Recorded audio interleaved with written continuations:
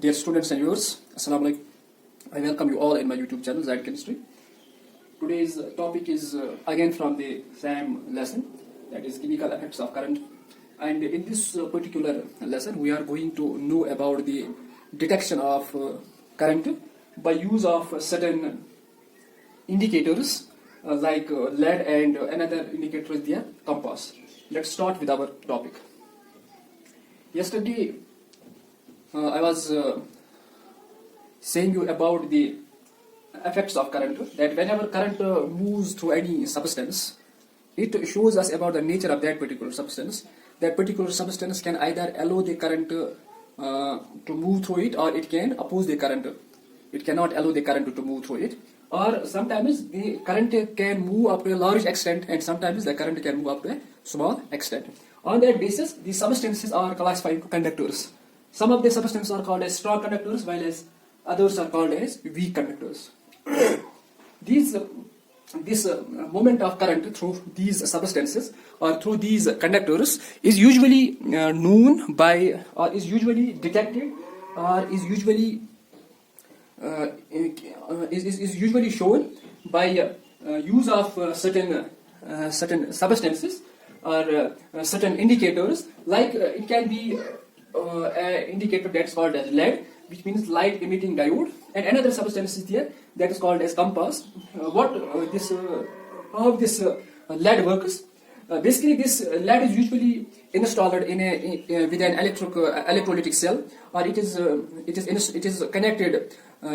connected in an electric circuit. When electric current is passed through the electrolyte or through the solution or through the concerned conductor, this lead it will emit light.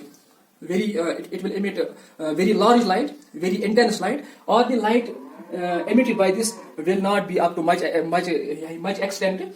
It indicates that if the light is of much extent, it can be a strong conductor, or we can state that the current will flow at a very large extent, or this current it can flow up to a very small extent. The conductor can be a weak conductor.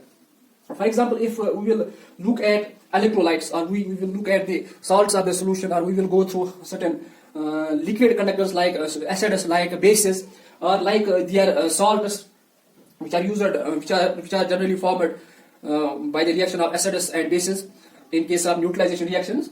Those salts, they act as electrolytes. When this electrolyte it is emitted or it is kept in any electrolytic cell, this electrolyte, whenever current is flowing through it, this electrolyte dissociates into ions, and it involves the